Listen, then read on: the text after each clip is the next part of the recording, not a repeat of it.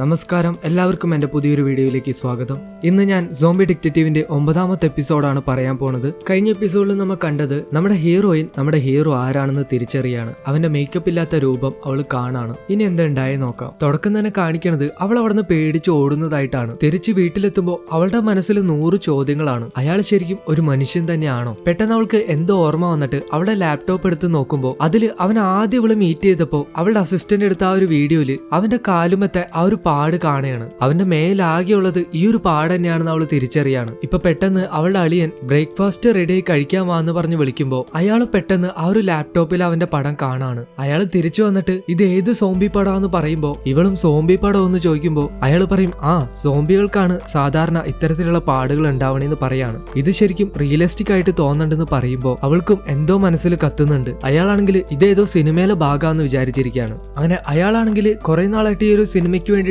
Research ചെയ്തുകൊണ്ടിരിക്കുകയാണ് ഈ ഒരു സോംബിനെ കുറിച്ചിട്ടെല്ലാം. ഇപ്പൊ നമ്മുടെ ഹീറോയിൻ ഈ സോംബിയൊക്കെ ഇപ്പോഴും ഉണ്ടോ എന്ന് ചോദിക്കുമ്പോൾ അയാൾ പറയും, അറിയില്ല, പക്ഷെ സോംബീസ് ഒക്കെ സിനിമയിൽ മാത്രമല്ല ഈ ലോകത്ത് ഇപ്പോഴും നിലനിൽക്കുന്നുണ്ടെന്നാണ് എന്റെ വിശ്വാസം. പോരാത്തതിന് ഞാൻ കുറച്ചു നാളായിട്ട് ചെയ്ത റിസർച്ചിൽ നമ്മുടെ ഈ കാട്ടില് ഒരു സോംബി ഉണ്ടെന്നാണ് എന്റെ നിഗമനം. എന്നിട്ട് അയാൾ അതിനെക്കുറിച്ച് വിശദീകരിക്കുകയാണ്. കുറെ നാളായിട്ട് നമ്മുടെ സോംബി കാട്ടിൽ ജീവിച്ചിരുന്നപ്പോ കുറെ മൃഗങ്ങളെ വേട്ടയാടി തിന്നായിരുന്നല്ലോ. ഈ സോംബീസിനൊക്കെ മൃഗങ്ങളുടെ തല മാത്രം മതി, അതാണ് അവർക്ക് ഇഷ്ടം എന്നെല്ലാം പറയുന്നുണ്ട്. അങ്ങനെയുള്ള ചില ഫോട്ടോസ് എല്ലാം ഇയാൾ അവൾക്ക് കാണിച്ചു കൊടുക്കാണ്. പിന്നെ ഈ സോംബീസ് റോ മീറ്റ് മാത്രമേ കഴിക്കുള്ളൂ എന്നെല്ലാം പറയാണ്. അങ്ങനെ സോംബീസിനെ കുറിച്ചിട്ട് ഇയാൾക്കറിയാവുന്ന എല്ലാ കാര്യങ്ങളും അയാൾ അവൾക്ക് പറഞ്ഞു കൊടുക്കാണ്. അങ്ങനെ ഈ കാര്യങ്ങളൊക്കെ ആയിട്ട് നമ്മുടെ ഹീറോനെ മാച്ച് ചെയ്ത് നോക്കുമ്പോൾ അവൾ ഉറപ്പിക്കുകയാണ് അവനൊരു സോംബി തന്നെയാണെന്ന്. അവൾക്ക് ഇപ്പൊ ആകെ പേടിയാവുന്നുണ്ട്. അവളൊരു സോംബിനെയാണല്ലോ ഹെൽമെറ്റിനെ അറിഞ്ഞ്, മാത്രമല്ല ഞാൻ അയാളെ സോംബി എന്ന് വിളിക്കുകയും ചെയ്തു. ഇതൊക്കെ ആലോചിച്ചിട്ട് അവൾക്കാകെ തലക്ക് വട്ടാവാണ്. കട്ട് ചെയ്ത് ആ ഒരു ഉണ്ടപ്പൻ ഡിറ്റക്റ്റീവിനെ കാണിക്കാണ്. നമ്മുടെ സോംബി ആ ഒരു റോ മീറ്റ് കഴിക്കണത് ഈ ഒരു ഉണ്ടപ്പൻ കണ്ടായിരുന്നല്ലോ. അത് അവന്റെ അസിസ്റ്റന്റിനോട് പറയുമ്പോൾ അവൻ പറയും അത് ചിലപ്പോ അവനൊരു ഫുഡ് ചെയ്തുകൊണ്ടായിരിക്കാം. റോ മീറ്റ് കഴിച്ച് എങ്ങനെയുണ്ടെന്ന് നോക്കിയതായിരിക്കും പുള്ളി, അല്ലെങ്കിൽ പിന്നെ ഒന്നും ഇല്ലാണ്ടായിപ്പെടുത്ത് കഴിച്ചതും ആയിരിക്കാം. അങ്ങനെ ഉണ്ടപ്പനും അത് വിശ്വസിച്ചു പോവാണ്. എന്നാലും പുള്ളിക്ക് ചില സംശയങ്ങളുണ്ട്.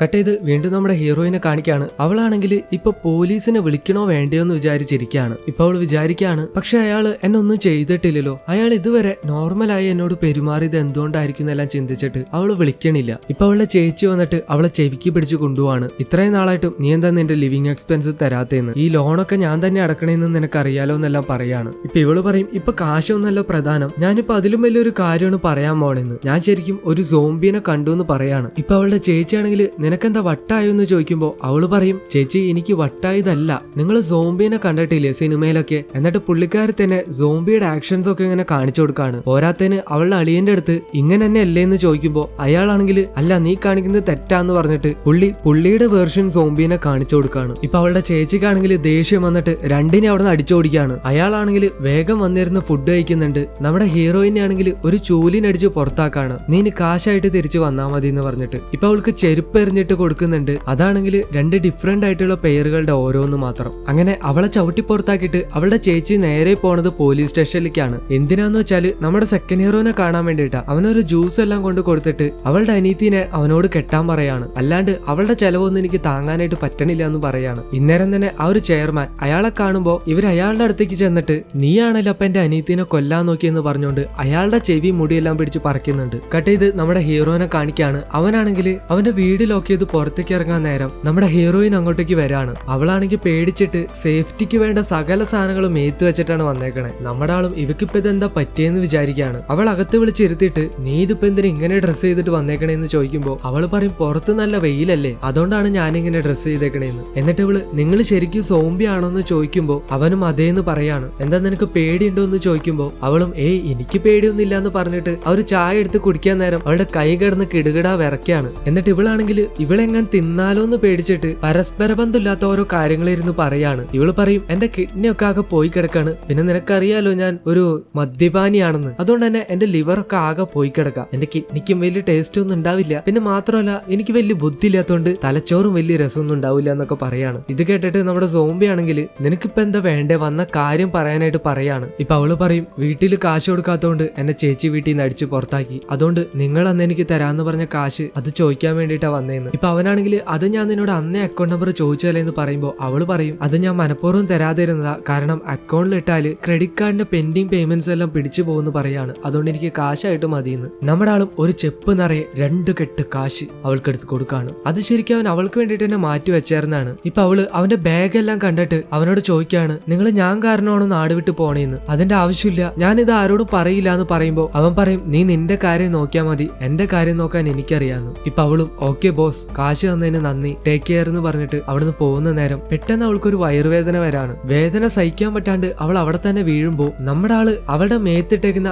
ആ ഒരു സ്യൂട്ടൊക്കെ അഴിച്ചു മാറ്റാണ്. ഇന്നേരം അവളും അവളെ തൊടല്ലേന്ന് പറയുന്നുണ്ട് പേടിച്ചിട്ട്. പുള്ളിക്കാരൻ നോക്കുമ്പോ ആ ഒരു സ്യൂട്ടിന്റെ ഉള്ളിൽ എന്തോ ഫുഡ് പാനോ മറ്റോ അങ്ങനെയൊക്കെ എന്തോ സ്റ്റീലിന്റെ സാധനങ്ങളൊക്കെ കയറ്റി വെച്ചിട്ടുണ്ട്. നല്ല കോമഡി ആയിട്ടുണ്ട്. ഇവൻ ഇത് കണ്ടിട്ട് അറിയാണ്ട് ചിരിച്ചു പോവാണ്. ഇവളും ആ ഒരു അബോധാവസ്ഥയിൽ അവൾ അവനെ തിന്നൂന്ന് പേടിച്ചിട്ട് എന്തൊക്കെയോ പറഞ്ഞ് പെറുപെറുക്കാണ്. അങ്ങനെ എന്റെ ജീവിതം അവസാനിച്ചു, ഒരു സോംബി എന്നെ തിന്നാൻ പോവാന്നെല്ലാം പറയുന്നുണ്ട്. അങ്ങനെ പിറ്റേ ദിവസം അവൾ എണീറ്റിട്ട് കണ്ണാടി നോക്കുമ്പോ പുള്ളിക്കാരത്തിയുടെ ഫേസ് അവൾക്ക് ഒരു സോംബിയുടെ പോലെയായിട്ട് തോന്നാണ്. അവളും സോംബി സോംബി എന്ന് പറഞ്ഞ് ഒച്ച എടുക്കുമ്പോ ഇവളുടെ ഒച്ച കേട്ടിട്ട് അവളുടെ ചേച്ചി വെളിയിന് വരാണ്. ഇപ്പൊ ഡോക്ടർ വന്നിട്ട് ചെറിയൊരു അപ്പൻഡിക്സിന്റെ പ്രശ്നമായിരുന്നു, അത് ഞങ്ങൾ എടുത്തിട്ടുണ്ട്, ഇനിയിപ്പോ പ്രശ്നമൊന്നും ഇല്ലാന്ന് പറയുമ്പോ ഇവളും പറയും, അയ്യോ എന്റെ അപ്പൻഡിക്സ് കാണാനില്ലേ, വേറെ എന്തൊക്കെയോ പോയിക്കണേ, എന്റെ കിഡ്നി ലിവർ അതൊക്കെ അവിടെ തന്നെ ഉണ്ടോന്ന് ചോദിക്കുമ്പോ അയാളും അതൊന്നും ഒരു കുഴപ്പമില്ല, അതെല്ലാം അവിടെ തന്നെ ഉണ്ടെന്ന് പറയാണ്. അവളിപ്പോ ആ ഒരു സോംബി എന്തെന്ന് ചോദിക്കുമ്പോ ഇപ്പൊ ഡോക്ടറും കിളി പാറി നിൽക്കുമ്പോ അവളുടെ ചേച്ചി പറയുന്നുണ്ട്, ഇന്നലെ വൈകിട്ട് തൊട്ട് ഇവൾ ഇങ്ങനെയാണ്, അതുകൊണ്ട് ഡോക്ടർ ഒന്നും വിചാരിക്കരുതെന്ന് പറയുമ്പോ ആ ഒരു ഡോക്ടർ പറയും, നിങ്ങളിവിടെ അഡ്മിറ്റ് ചെയ്ത ആളെയാണ് ഉദ്ദേശിച്ചെന്നുണ്ടെങ്കിൽ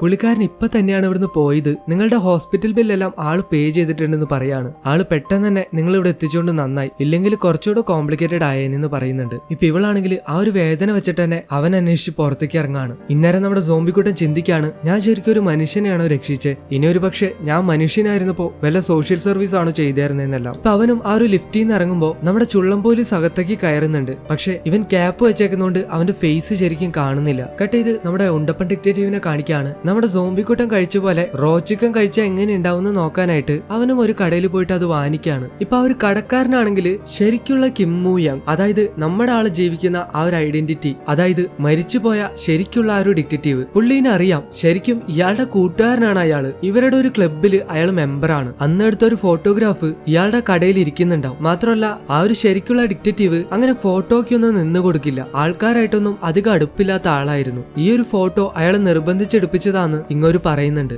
മാത്രമല്ല അന്നത്തെ ആ ഒരു മീറ്റിംഗിന് ശേഷം അവനെ പിന്നെ ഈ വഴിക്ക് കണ്ടിട്ടേ ഇല്ല എന്ന് പറയുന്നുണ്ട്. ഇപ്പോ നമ്മുടെ ഈ ഒരു ഉണ്ടപ്പൻ ഡിറ്റക്റ്റീവ് ആ ഒരു ഫോട്ടോ കാണുമ്പോ ഇത് ഇയാള് കണ്ട ഡിറ്റക്റ്റീവ് അല്ലല്ലോ എന്ന് ചിന്തിക്കാണ്. അങ്ങനെ അയാള് ആ ഒരു പിക്ചറിന്റെ ഫോട്ടോ അയാളുടെ ഫോണിൽ എടുത്ത് വെക്കാണ്. ഇന്നേരം ആ ഒരു കടക്കാരൻ ഈ ഒരു ഉണ്ടപ്പൻ ഡിറ്റക്റ്റീവിന് അയാൾക്ക് ഒരു കവർ നിറച്ചും കാശ് കൊണ്ട് കൊടുക്കാണ്. സംഭവം എന്താന്ന് വെച്ചാല് ഈ ഒരു ഉണ്ടപ്പൻ ഡിറ്റക്റ്റീവിന് കാശ് പലിശ കൊടുക്കുന്ന പരിപാടി ഉണ്ട്. അങ്ങനെ ആ ഒരു കടക്കാരൻ ഈ കാശ് കൊടുത്തിട്ട് അയാളുടെ അടുത്ത് പറയും, ഈ മാസം വല്ലാത്ത ബുദ്ധിമുട്ടായിരുന്നു, ഈ കാശ് എങ്ങനെ ഉണ്ടാക്കിയെന്ന് എനിക്കേ അറിയൂ, നെക്സ്റ്റ് മന്ത് എന്ത് ചെയ്യുമെന്ന് എനിക്ക് യാതൊരു പിടിയില്ലാന്ന്. ഇന്നേരം ആ ഒരു കടക്കാരന്റെ മകൻ അങ്ങോട്ടേക്ക് വരാണ്. അവനെ കാണുമ്പോ ഈ ഒരു ഉണ്ടപ്പൻ ഡിറ്റക്റ്റീവ് ആ കാശ് അവന് തിരിച്ചു കൊടുത്തിട്ട്, കുഴപ്പമില്ല, നീ ഈ കാശും കൂടെ ചേർത്തിട്ട് പിന്നെ തന്നാ മതി എന്ന് പറയാണ്. എന്നിട്ട് പറയും, നീ നിന്റെ മകനെ നന്നായിട്ട് തന്നെ വളർത്തണേന്ന്. ഈ ഒരു ഉണ്ടപ്പൻ ഡിറ്റക്റ്റീവ് അത്രയ്ക്ക് മോശം ആളൊന്നല്ല. ഈ ഒരു സീൻ കാണുമ്പോൾ മനസ്സിലാവും അയാളും ഒരു നല്ല ആൾ തന്നെയാണെന്ന്. കട്ട് ചെയ്ത് നമ്മുടെ ഹീറോനെ കാണിക്കാണ്. അവനാണെങ്കിൽ ആ ഒരു പട്ടിക്കുട്ടീനെ ആ ഒരു പയ്യന് തിരിച്ചു കൊടുക്കാണ്. എന്നിട്ട് അവനോട് പറയും, സോറിയുടെ കുട്ട, എനിക്കിനി ഇതിനെ നോക്കാനായിട്ട് പറ്റില്ല, ഞാൻ ഇവിടുന്ന് പോവാന്ന്. ഇപ്പൊ ആ ഒരു പയ്യന് സങ്കടമായിട്ട് അവൻ പറയും, നിങ്ങൾ ഇനി എന്നാ തിരിച്ചു വരാം, എവിടെ പോയാലും നിങ്ങൾ വേഗം തിരിച്ചു വരണം, എനിക്ക് നിങ്ങളെ വലിയ ഇഷ്ടമാണ്. ഇപ്പൊ അവനും സങ്കടമായിട്ട് കൊച്ചു പിള്ളേരൊക്കെ ഇരുട്ടാവുന്നതിന് മുമ്പ് വീട്ടിൽ കയറണം, അതുകൊണ്ട് നീ വേഗം പോവാൻ നോക്കുന്നു പറയാണ്. ഇപ്പൊ ആ ഒരു പയ്യനും പുറത്തേക്ക് ഇറങ്ങിയിട്ട് നമ്മുടെ ഹീറോയിനെ വിളിക്കാണ്. എന്നിട്ട് അവൻ പറയും, ഡിറ്റക്റ്റീവ് അങ്കിള്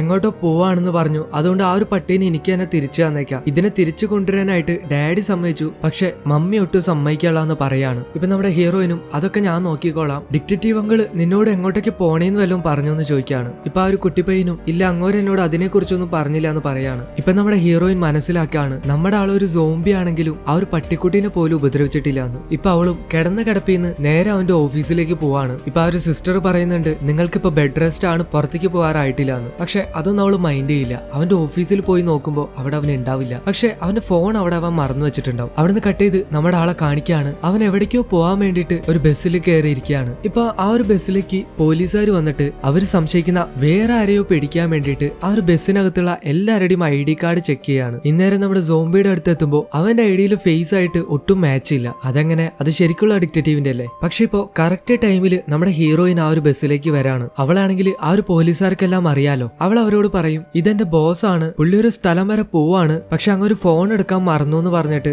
ആ ഒരു ഫോൺ അവന് തിരിച്ചു കൊടുക്കാണ്. അങ്ങനെ കറക്റ്റ് ടൈമിൽ അവള് വന്നിട്ട് നമ്മുടെ ആളെ രക്ഷിക്കാണ്. ഇപ്പൊ അവനും ആ ഒരു ബസ്സിൽ നിന്ന് ഇറങ്ങിയിട്ട് അവളോട് ചോദിക്കാണ്, നീ ഇപ്പൊ എന്നെ എങ്ങനെ കണ്ടുപിടിച്ചെന്ന്. ഇപ്പൊ അവളും പറയും, അത് എളുപ്പമല്ലേ, നിങ്ങളുടെ സെർച്ച് ഹിസ്റ്ററി നോക്കിയപ്പോ ഈ ഒരു ബസ് സ്റ്റേഷൻ ആണ് നിങ്ങൾ ലാസ്റ്റ് സെർച്ച് സെർച്ച് ചെയ്തിരുന്നത്. അങ്ങനെയാണ് ഞാൻ ഇങ്ങോട്ടേക്ക് വന്നേന്ന്. എന്നാൽ ശരി നമുക്ക് എന്തെങ്കിലും കഴിക്കാന്ന് പറഞ്ഞിട്ട് അവളുടെ ഫ്രണ്ടിന്റെ ആ ഒരു റെസ്റ്റോറന്റിലേക്ക് അവർ പോവാണ്. ഇപ്പൊ അവൻ അവളോട് ചോദിക്കുന്നുണ്ട് ഞാൻ ആരാന്ന് അറിഞ്ഞിട്ടും നീ എന്തിനു ഇങ്ങനെയൊക്കെ ചെയ്യണേന്ന് ചോദിക്കുമ്പോൾ അവള് പറയും അത് നിങ്ങളൊന്ന് പറഞ്ഞായിരുന്നില്ലേ ഈ കേസ് നമ്മ ജയിക്കുകയാണെങ്കിൽ ഒരുമിച്ച് ഡിന്നർ കഴിക്കാൻ പോവാന്ന്. പിന്നെ നിങ്ങൾ എന്നെ തിന്നണമെന്നുണ്ടെങ്കിൽ എന്നെ തിന്നാനെ സംഭവിച്ചതിനൊക്കെ ഞാൻ നിങ്ങളോട് ക്ഷമ ചോദിക്കാം. ഇനി അങ്ങനെ ഒന്നും ഉണ്ടാവില്ല എന്ന് പറയാണ്. ഇപ്പൊ അവനും പറയും അത് നീ വിചാരിക്കുന്ന പോലെയല്ല, നിന്നെ ഞാൻ തിന്നാണ്ടിരുന്നത് നിനക്ക് അപ്പൻഡിക്സ് ഇൻഫെക്ഷൻ ഉണ്ടായിരുന്നോണ്ടാണ്. അപ്പൊ ഇവള് ചോദിക്കും ഓ അങ്ങനെയാണെങ്കിൽ നിങ്ങൾ എന്തുകൊണ്ട് ആ ഒരു പട്ടിക്കുട്ടീനെ തിന്നാണ്ട് അവന് തിരിച്ചു കൊടുത്തേ? അപ്പൊ അവൻ പറയും അത് വേറൊന്നല്ല, അത് ഭയങ്കര ചെറുതായിരുന്നു, അത് മാത്രമല്ല ഞാൻ നീറ്റ് ആൻഡ് ക്ലീൻ ആയിട്ടുള്ളത് മാത്രമേ കഴിക്കുള്ളൂ എന്ന്. അങ്ങനെ കുറച്ചു നേരം അവർ വഴക്കിട്ടിട്ട് കഴിക്കാനുള്ള സാധനങ്ങൾ ഓർഡർ ചെയ്യാണ്. പക്ഷെ നമ്മുടെ ഹീറോയ്ക്ക് ഇങ്ങനെ ഈ കറി വെച്ചതൊന്നും പറ്റില്ലല്ലോ. അതുകൊണ്ട് തന്നെ അവന് വേണ്ടിയിട്ട് കുറച്ച് ഫ്രഷ് ആയിട്ടുള്ള കുടലും ഓർഡർ ചെയ്യാണ്. ഇപ്പോ